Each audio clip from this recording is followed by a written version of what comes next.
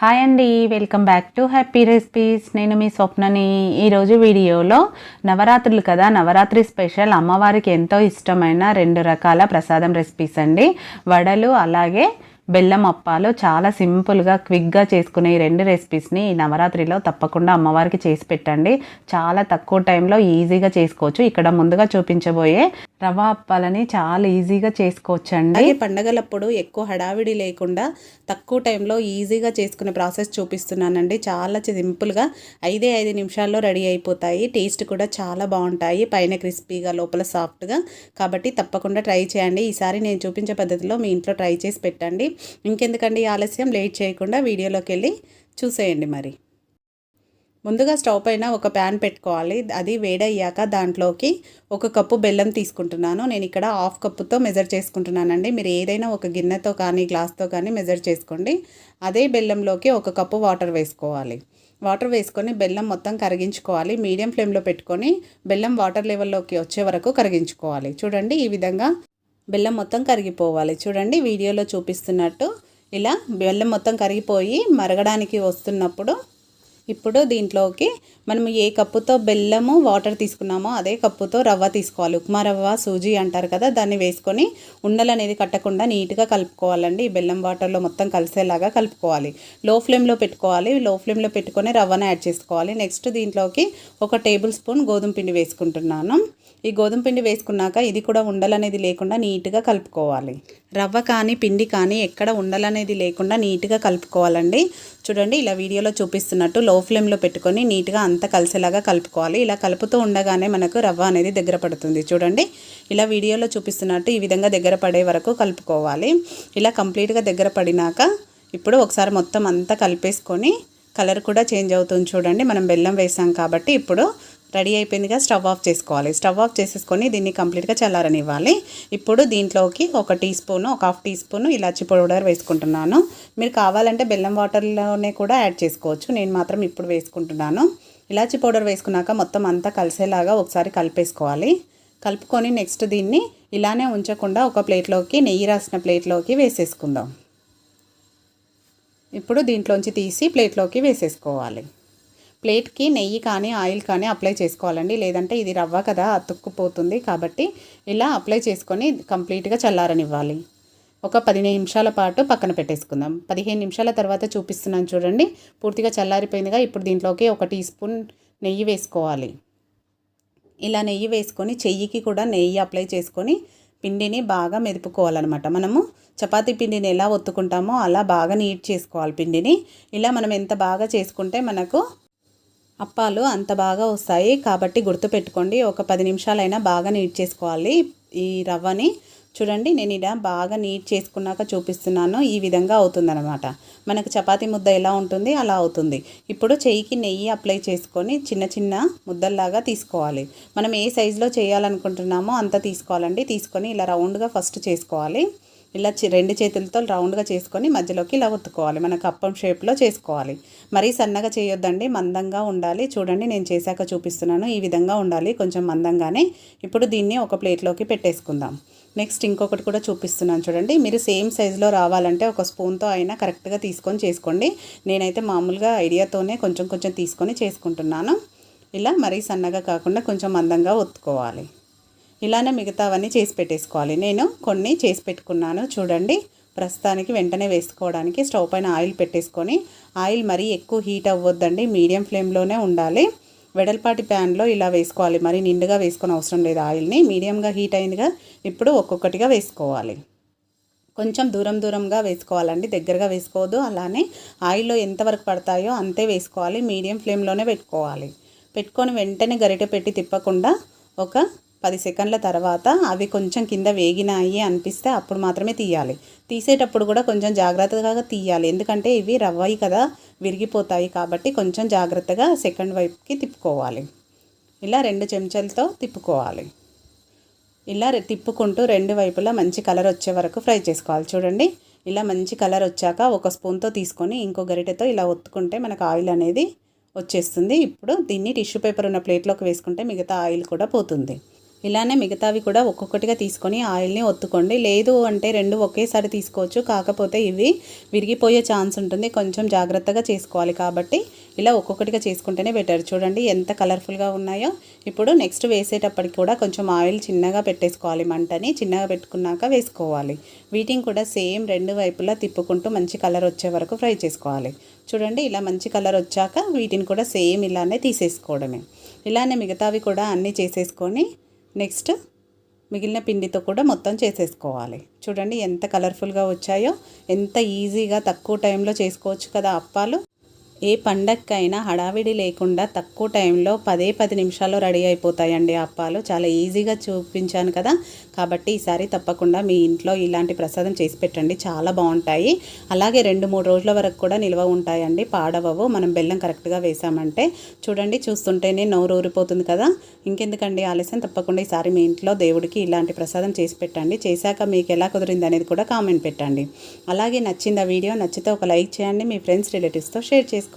చూసారు కదండి మన మొదటి ప్రసాదం రెసిపీని ఎంత సింపుల్గా ప్రిపేర్ చేసుకున్నామో. ఇప్పుడు మన రెండవ ప్రసాదం ఏంటనేది లేట్ చేయకుండా వీడియోలోకి వెళ్ళి చూసేయండి. మరి వడలు చూపిస్తున్నానండి. వడలు కూడా ఎక్కువ ఆయిల్ పీల్చకుండా పైన క్రిస్పీగా లోపల సాఫ్ట్గా ఎలా రావాలనేది ఈ వీడియోలో చూపిస్తున్నాను. పండగలకైనా బ్రేక్ఫాస్ట్కైనా ఇలా చేశారంటే చాలా బాగుంటుంది. టేస్ట్ కూడా ఒకసారి తప్పకుండా నేను చూపించే పద్ధతిలో ట్రై చేయండి మీరు కూడా. ఎవరైనా మన ఛానల్ కొత్తగా చూస్తున్నట్టయితే ఛానల్ని వెంటనే సబ్స్క్రైబ్ చేసుకొని ఫాలో అవ్వండి. ఇంకెందుకండి ఆలస్యం, వెంటనే వీడియోలోకి వెళ్ళిపోదామా. మరి ముందుగా ఒక బౌల్ తీసుకొని దాంట్లోకి 1 కప్పు మినపప్పు తీసుకుంటున్నాను. మీరు ఏదైనా ఒకటి మెజర్ చేసుకుంటే సరిపోతుందండి. నేనైతే ఇక్కడ 1 కప్పు మినపప్పు తీసుకున్నాను. అలాగే 1 టేబుల్ స్పూను బియ్యం తీసుకున్నాను. వడలు అనేది మనకు పైన క్రిస్పీగా రావాలంటే చాలామంది వడపిండిలో బియ్యం పిండి కలుపుతారు. దానికంటే మనం ఇలా బియ్యం వేసుకున్నామంటే చాలా బాగుంటాయి ఇంకా టేస్ట్. కాబట్టి ఈసారి ఇలా ట్రై చేయండి. వీటిని ఇప్పుడు వాటర్తో ఒక 2-3 సార్లు శుభ్రంగా కడుక్కోవాలి.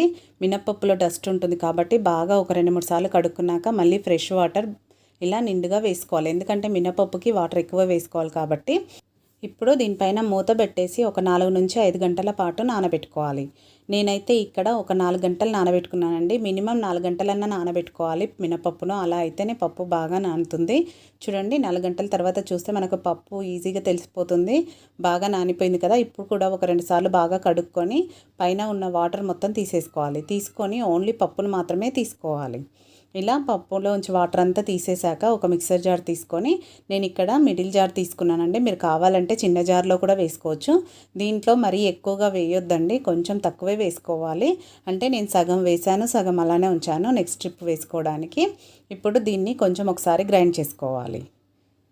చూడండి వీడియోలో చూపిస్తున్నట్టు ఈ విధంగా గ్రైండ్ అయ్యాక దీన్ని ఇంతకంటే ఎక్కువ కాలేదు కాబట్టి ఇప్పుడు నెక్స్ట్ దీంట్లోకి వాటర్ వేసుకోవాలి. ఇక్కడ మెయిన్ టిప్ ఏంటంటే పప్పును మిక్సీ పట్టేటప్పుడు ఎప్పుడైనా చల్లని వాటర్ వేసుకున్నాం అనుకోండి, చల్లనీళ్ళు వేసుకున్నాం అనుకోండి, పప్పు అనేది మంచి ఒదుగొస్తుంది. కాబట్టి గుర్తుపెట్టుకోండి, మనకు దోసపిండి అయినా మినప్పిండి అయినా చల్లని వాటర్ వేసుకోవడం మాత్రం మర్చిపోవద్దు. కూల్ వాటర్ వేసుకొనే గ్రైండ్ చేసుకోవాలి. మనము గ్రైండర్లో రుబ్బినట్టుగా వస్తుందన్నమాట ఒదుగు అనేది. సో అందుకని కూల్ వాటర్ మాత్రమే వేసుకోవాలి. ఇలా కొంచెం కొంచెంగా వేసుకొని మరీ ఎక్కువ వేసుకొని లూజ్ చేయొద్దండి పిండిని, కొంచెమే వేసుకోవాలి. చూడండి ఇప్పుడు మెత్తగా అయింది కదా, దీన్ని ఒక బౌల్లోకి వేసేసుకుందాం. ఇలా ఈ పిండి మొత్తాన్ని వేసుకున్నాక నెక్స్ట్ ఇంకా మిగిలినది పప్పు ఉంది కదా, ఇంకొకసారికి వస్తుంది, అది వేసేసుకోవాలి. అది కూడా సేమ్ వాటర్ వేసుకొని అలాగే మిక్సీ పట్టేసుకోవాలన్నమాట. మెత్తగా వీలైనంత మెత్తగా గ్రైండ్ చేసుకోవాలి. చూడండి ఇలా మెత్తగా గ్రైండ్ చేసుకున్నాక ఇప్పుడు దీన్ని కూడా ఆ బౌల్లోకి వేసేసుకుందాం. ఇలా బౌల్లోకి మొత్తం వేసుకున్నాక చూడండి మెత్తగా వచ్చింది కదా పిండి. ఇప్పుడు మెయిన్ ఇంకొక టిప్ ఏంటంటే పిండిని ఎప్పుడైనా మనము మినప్పిండిని బాగా కలపాలన్నమాట. మీరు కావాలంటే చేయితో అయినా కలపండి, లేదంటే స్పూన్తో అయినా కలుపుకోవచ్చు. నేనైతే ఇక్కడ విస్కర్తో కలుపుతున్నాను, విస్కర్తో కూడా కలుపుకోవచ్చు. ఇంకొకటి ఏంటంటే ఒకే డైరెక్షన్లో కలుపుకోవాలండి పిండిని. ఇలా వీడియోలో చూపిస్తున్నట్టు నేనైతే ఇక్కడ 3-4 నిమిషాల పాటు ఇలా కలుపుకున్నాను. మీరు ఎంత ఎక్కువసేపు కలుపుకుంటే పిండి కూడా అంత బాగా వస్తుంది, వడలు కూడా అంత పర్ఫెక్ట్గా వస్తాయన్నమాట. చూడండి ఒక 3 నిమిషాల తర్వాత చూపిస్తున్నాను. మనకు పిండి రెడీ అయిందో లేదో తెలియాలి అంటే ఇప్పుడు ఒక గిన్నెలో వాటర్ తీసుకొని కొంచెం పిండిని వేస్తే తెలిసిపోతుంది. చూడండి ఇప్పుడు మనకు పిండి అనేది పర్ఫెక్ట్గా రెడీ అయినట్టే. ఈ విధంగా ఉండాలన్నమాట. ఇప్పుడు పిండిని రెడీ అయిపోయింది కదా. ఇలా రెడీ అయిన పిండిలోకి నెక్స్ట్ మనం వేసుకోవాల్సినవి నేనైతే ఇక్కడ పచ్చిమిర్చి కరివేపాకును సన్నగా తరుక్కొని వేసుకుంటున్నాను. మీరు కావాలంటే కొత్తిమీర పుదీనా ఉంటే కూడా వేసుకోవచ్చండి. కొత్తిమీర అయితే కంపల్సరీగా వేసుకోవాలి. నేనైతే వేయట్లేదు ఇక్కడ. కానీ నెక్స్ట్ దీంట్లోకి అల్లంని ఇలా చిన్న చిన్న ముక్కలుగా కట్ చేసి వేసుకోవాలి. అల్లం మాత్రం కంపల్సరీగా వేసుకోవాలండి. అలాగే జీలకర్ర ఇవి వేసుకొని వీటన్నిటిని కూడా ఒకే డైరెక్షన్లో ఇలా వీడియోలో చూపిస్తున్నట్టే కలుపుకోవాలి. ఇలా కలుపుకున్నాక మనం దీంట్లోకి ఉప్పు వేయలేం కదా, ఒకసారి బాగా కలిపేసుకున్నాక టేస్ట్కి సరిపడా ఉప్పు వేసేసుకోవాలి ఇప్పుడే. ఇంకొకటి, దీంట్లో మనము ఎలాంటి సోడా కానీ వాడట్లేదండి, అయినా కూడా వడలు అనేది మనకు పర్ఫెక్ట్గా వస్తాయి. ఇలా ఉప్పు వేసుకున్నాక చేయితో ఒకసారి బాగా కలిపేసుకోవాలి. వీడియోలో చూపిస్తున్నట్టు ఇలా బాగా కలుపుకున్నాక పిండి రెడీ అయిపోయింది కదా, ఈ విధంగా ఉండాలి కన్సిస్టెన్సీ అనేది. ఇప్పుడు దీనిపైన మూత పెట్టేసి ఒక 10 నిమిషాల పాటు పక్కన పెట్టేసుకుందాం పిండిని. 10 నిమిషాల తర్వాత చూడండి, మనకు పిండి కూడా ఈజీగా సెట్ అయిపోయి ఉంటుంది. పిండి రెడీ అయిపోయింది కదా, ఇప్పుడు ఒక గిన్నెలో నీళ్ళు తీసుకొని చెయ్యికి అద్దుకోవాలి. అద్దుకొని ఈ విధంగా వీడియోలో చూపిస్తున్నట్టు నేనైతే ఇక్కడ చేయితోనే వేసేస్తానండి, చాలా ఈజీగా.